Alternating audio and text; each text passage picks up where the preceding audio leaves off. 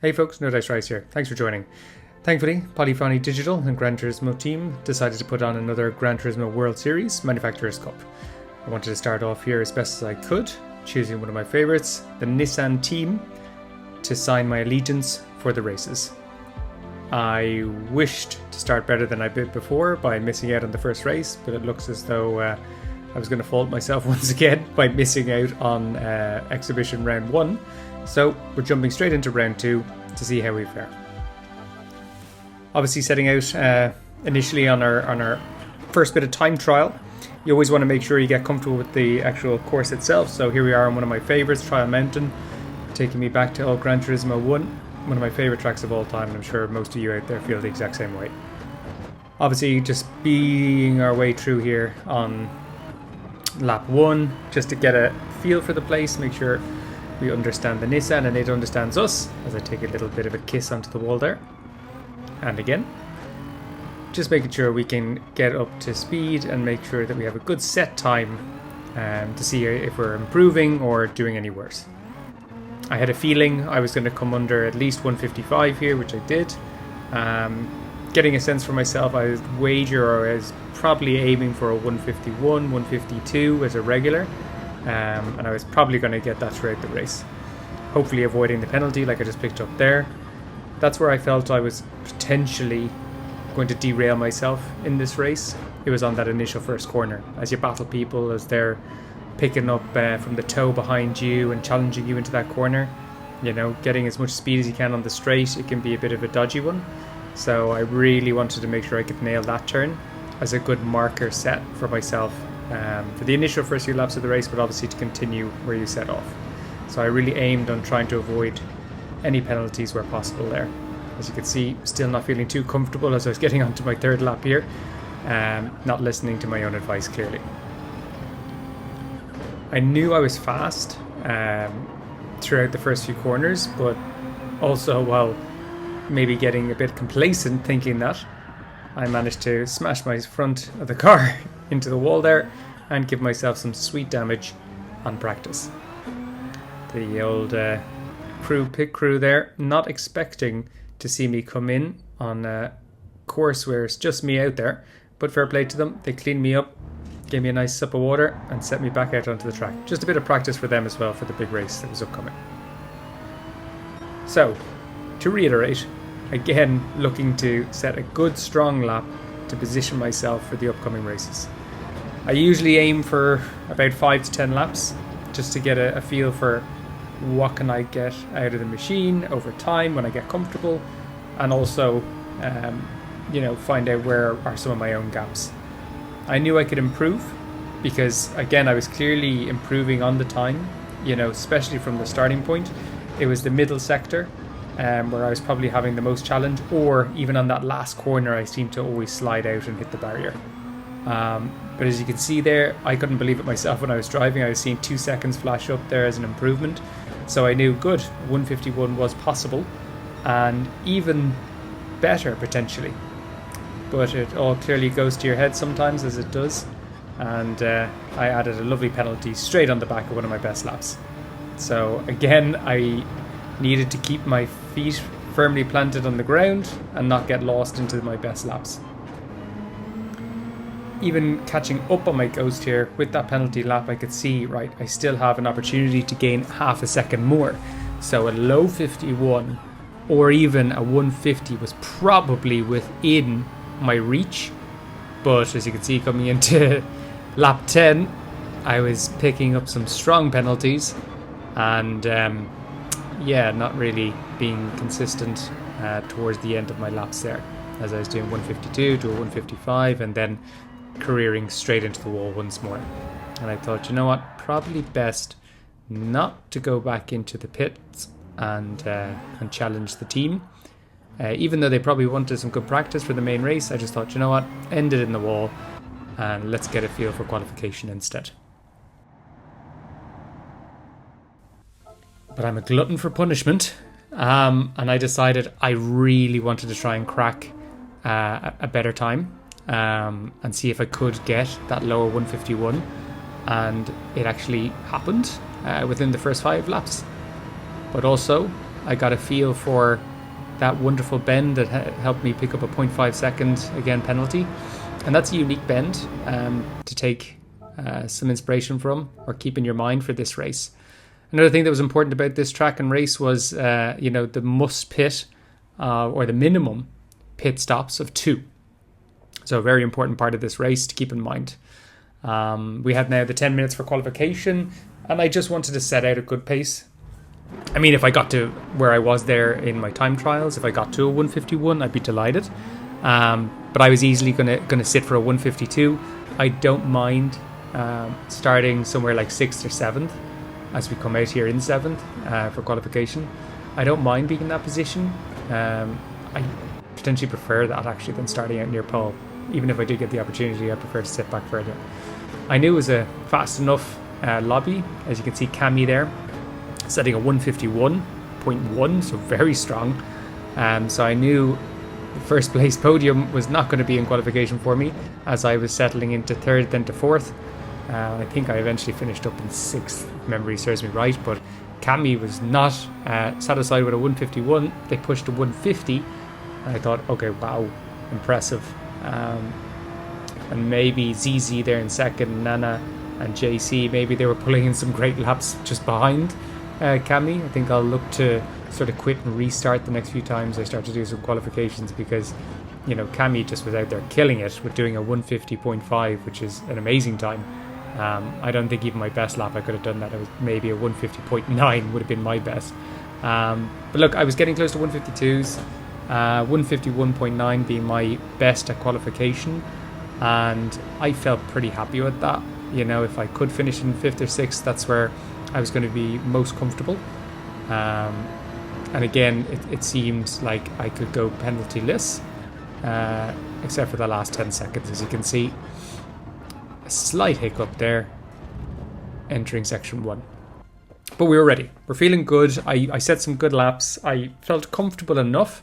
And as you can see, we got into 6th by the end there. And that's okay. I think that's probably my sweet spot, to be honest. I don't fancy pole position to start off with. I prefer a chase. I prefer something to chase after than sitting out front.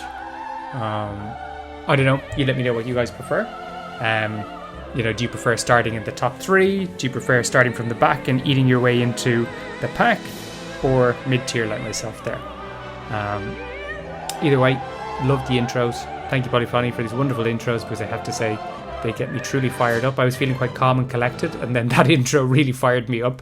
But it was a good few times set. I mean, I thought it was a fast lobby. 150, the 151s, everyone was within about 2 seconds from top to bottom. So it felt like this was going to be a good race, with everyone seemingly able to do quite well in qualification. So I thought this would be quite fast, and I just wanted to do like every race, get through clean the first few sectors and make sure the race just wasn't immediately a disaster in the first few corners. I immediately had pressure from Diggity Boom, I think, there, and I was just hopeful that no one was going to smash me off or give us some damage. I don't recall if this one was heavy damage actually, so yeah, definitely want to avoid that. And you can see there was some battling already happening in Sector 1, so I was happy to be in my own little sweet safe spot, it seemed like anyway, for the first few corners. And then I decided, look, with JC in front of me, I thought if I can catch him on the straight, I'd like to give him a little bit of a tap or a push. But he was in a fantastic tow ahead of him and then ZZ. But I fancied giving him a little kiss anyway, just to let him know I'm there, as you can see at the end of the first lap. And just wanted to push him along and make sure, that we couldn't be caught from behind, and try to edge out a little gap and put us, the top 6 at least into our own little crew. And I felt I probably had the better of JC. As you can see, he was heavily braking at different points and very slowly. I don't know if he was looking for contact on a few of these, but I started to realise, I might be able to squeeze or inch my way past again through Sector 1 to avoid any challenges, hopefully from behind. And when I started to look into the time, it looked like we were losing a second or two as I went through a crazy moment there on Sector 1, just holding on. But I felt like I could go purple in the first sector. That would be enough, or at least put me into a good spot here, as you can see on the final stretch, to get into that toe and hopefully clear them. As you look forward to the top of the pack there, ZZ unfortunately picking up quite a bad penalty, allowing us to go through, but it wouldn't be the end of ZZ for sure, because they were fast in qualification. I think they had qualified at least top 3, and I wouldn't be the last of them. But if JC was going to continuously brake heavily here in sector 1, it was going to hamper my own times and give ZC a chance back in. As you can see, he was already, losing a tenth or two into this corner. I thought about it there going into the tunnel, but thinking better of it, didn't want to cause any trouble for both of us, so I said I'll hold out for the final stretch. As you can see, ZZ caught up on us here. JC being kind, indicating that he was going to stay to the right and giving us the opportunity of going past. I think ZZ was going to be pretty much fast behind us, as they were very quick and killed that 8 into that second that initially kept us apart. So now I had focus. JC was out of my way. I felt he was slow. I thought he was losing a second or two per lap, so seeing 6 seconds to Cami, who I know was fast, was a relief as opposed to seeing double digits. And then I started to realise I was eating into that 2-second gap between myself and third place Ugo, while setting my own best lap for the start of the race at 152, which I was happy with. I was like, if I can stay with 152s, that'll keep me happy. I'd be happy enough with that. Doing better would be great, but I think I was going to need that toe. So we come in towards the end of lap 4 there. I was really gaining on Ugo, again thinking sector 1 was my best spot, and if I could just get that toe, I knew I could do some more damage. So here I am coming towards the end of lap 5, and Ugo definitely feeling me there as I'm coming in towards the last few corners, giving him a little love tap there, a little wink, just saying, hey, I'm right behind you, just for awareness. As is ZZ on top of me, as you can see, 3 horses there looking for third place. And ZZ was very good and quick behind me. I wondered, would they push us along, or would they take advantage so early in the race? So I didn't want to sit around and wait. And Hugo being as close as he was, I thought I have to gamble here. And he seemed to do similarly to JC around the first few corners. So I thought, if I am going to do something to get third place, I better do it now. Because I think ZZ was going to probably fly away. So I took a gamble on the first corner here. As you can see, you be the judge, me and ZZ both went through here.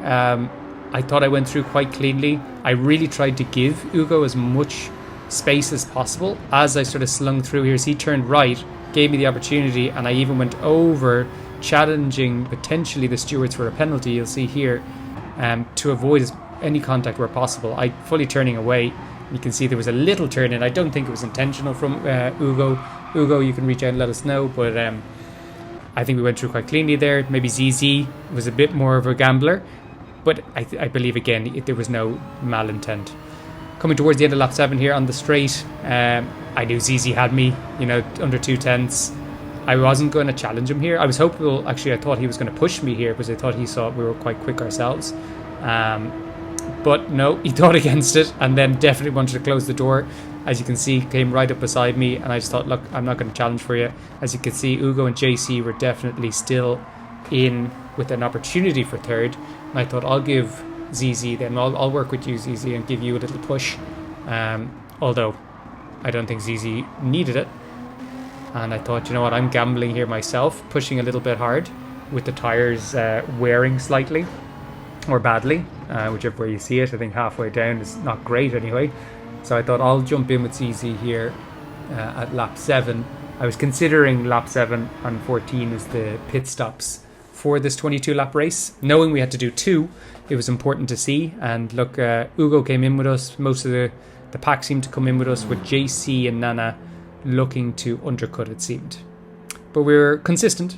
The laps were showing good, 152, 153s. I would have preferred to stay 152 throughout, but sometimes you're never going to get that. And if you're going to be competitive and hold your position, I think you're always going to lose a couple of seconds here and there. But I thought 151s, if I get there, I'd be very happy in this race. We came out just behind ZZ, which was good, into 6th position. So you know, a little bit of a gap opening between Ugo again on sector 1, and if I could keep with ZZ, I knew that was only going to grow. 30-second gap is the largest it went to, chasing Cami, who frankly I didn't know if we were ever going to see them at all, because we had lost so much time in the first few laps. So I really didn't know if we were going to see them at all until maybe the winner's circle, where we could chat to each other at the end. So you can see another little spit out there at the bottom from the Nissan, as I was trying to keep with CZ.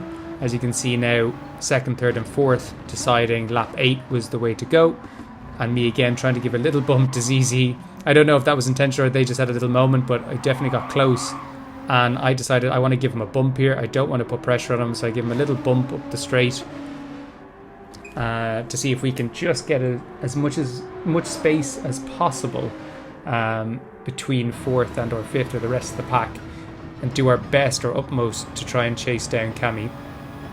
As we can see, we're getting into lap 9, and we were wondering, where is Cami and when were they actually going to pit in, because, you know, we're starting to set some good times here, me and ZZ, and I could see the time was still steadily enough, like there at 27 seconds thereabouts was strong, but we were definitely starting to eat into that gap, and thought, here we are, lap 9, a bit of a shaky moment again towards that corner, even with good tyres. I don't know, that corner seemed to always be a bit of a hassle for me. But coming in on lap 9, about to start in on lap 10, and Cami still not pitting in. So I was wondering what their plan was. Holding out at 27, they were still fast, with obviously some worn tyres, so they definitely had some capabilities in them. But I was wondering when that was going to break, as sadly ZZ was able to break the toe with us. As we had pulled away from Ugo, giving ourselves some breathing room, we sadly couldn't keep up with ZZ here. They really pulled away. But as you notice, this gap here at 27 seconds really started to drop down towards the end of lap 11. Something definitely happened. And it could have been just the tyres. Cami just suddenly taking it a little bit of foot off the gas. But they decided lap 11, that was it. They were going to pit in, and you could see their front right was completely died. They were dying a death. And you know, probably holding them off quite a bit. So you can see if you push a lap too far on those poor tyres, you start to eat into that gap that you had. Lap 10, pulling in was probably the best idea for Cami, but you know, they still had a plan in mind. They were setting some extremely fast laps, and they look good. So, you know, they come out here again in 2nd on fresh tyres, where we were, you know, aiming towards our last 2 laps on these tyres. As you see, we'll swing by here. Thankfully, Cami didn't challenge too hard. They were very gentle there, so thanks to Cami for that one. They didn't try to challenge us. They let us go through, which was very kind, because it could have ended our race entirely there, or both. So it was a smart move from Cami. And this is potentially, you know, if anyone wants to try and comment and have a guess who's going to end up where, but this looked to be our top 3 in ZZ, myself and Cami. Even though you can see Ugo there and JC, they were chasing up. As you come to the end of lap 12, Cami hitting the wall there, and luckily for them, no penalty. I think we all got kind of lucky on that one a couple of times in this race.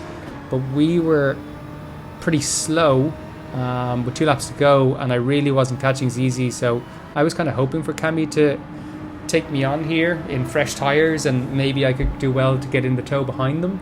But it really wasn't to be for that long, considering we're coming towards the end point of lap 13 here, and they were doing everything to kind of push through there to get a better angle.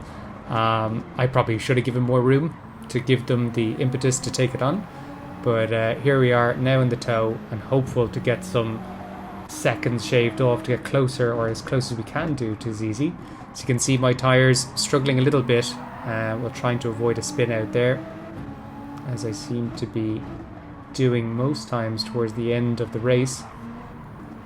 JC seemed to be trailing behind us by a second or 2, so I felt confident enough that myself and Cami could pull away.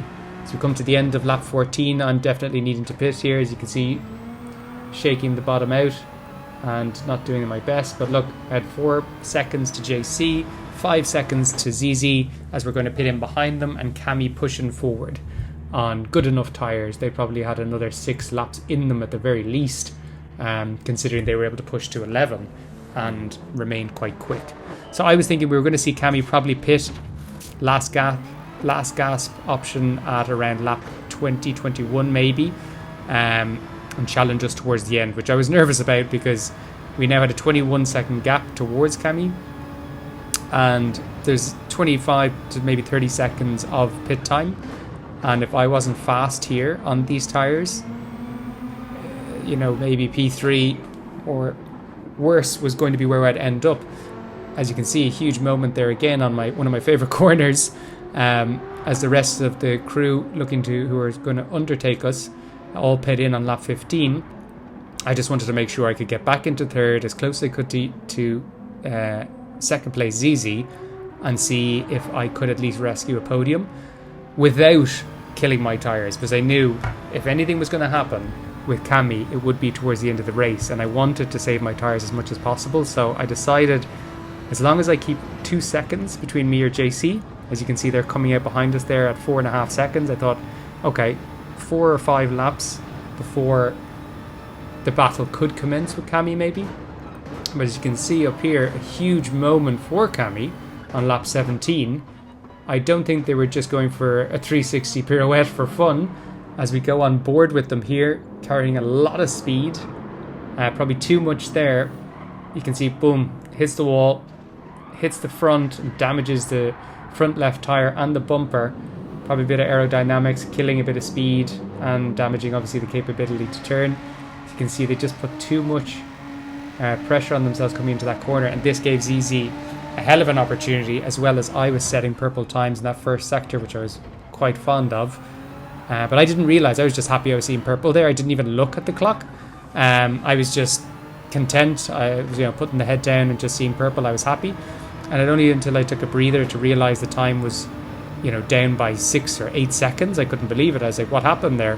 I knew something happened. I didn't think I was that fast, but I knew something must have taken place, because we were down here to 12 seconds. Lap 17, I thought, I'm going fast, nearly setting my best times. I thought Cami must pit in now if there was potentially an issue. As you can see, they missed their first opportunity to do so. They probably thought I'm fast enough, even with this issue, because it was probably at this point still about 8 to 10 seconds, or maybe just slightly a bit less. As you can see, second place in the background there, as ZZ starts to come onto the straight. As we push ahead to the end of lap 18, ZZ is definitely catching up. Second opportunity to pit in for Cami. They go past it, and ZZ is right on their tail now coming into lap 19.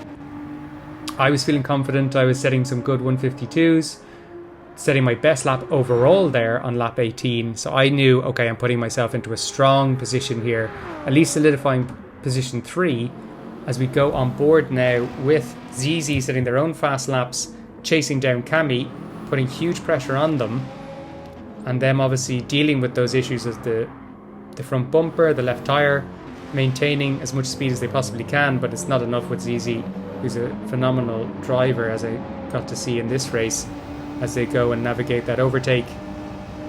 Fair play, Cami wasn't going to challenge him on it. As they take it down the straight, there was clearly no opportunity for Cami to come back into this one. And when I had seen that change in positions, I was still just finishing off the straight, only getting a slight eye line of the pixels at the back of their cars ahead of me.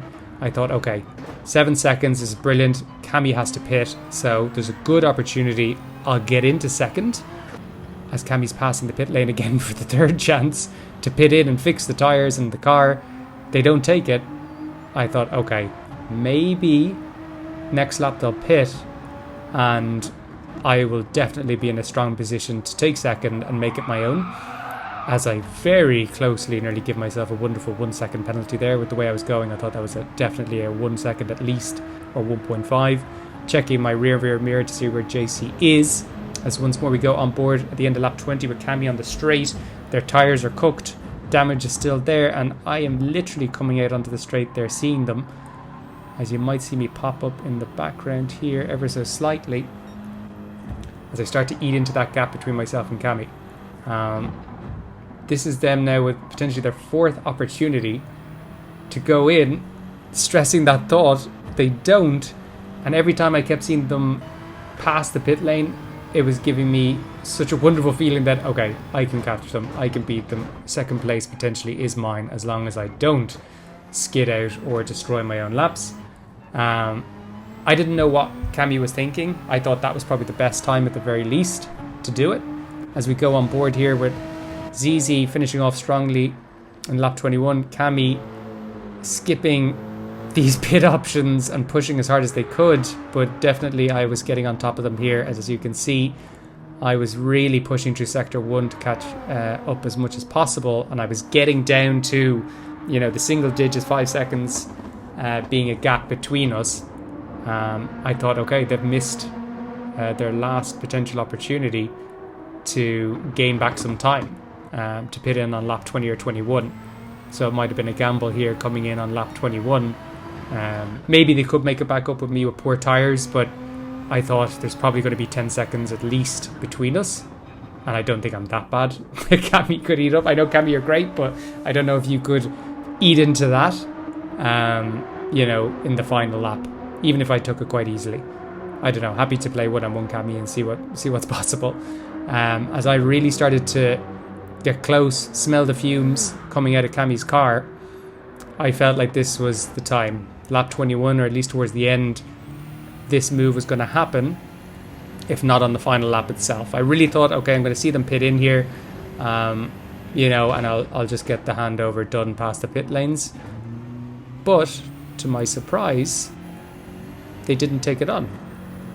I don't know if they didn't see that in the racing details, but I've been subject to this myself before, where I didn't pit in twice, and I went for it on the last lap, and, you know, obviously got the 2-minute penalty. But here we are with Cami, and once I saw that happen, I thought, okay, they pulled one of my own bold strategies out of it, you know, going against the rules of the race. And as you can probably guess, it didn't pay off that well for them. As we're coming in here for the final lap, setting a 1:53 just. I was slow because my tyres were definitely burning, but I felt good. The gap to fourth was big enough that I didn't have to worry too much behind me. It was just all focus on Cami's rear end.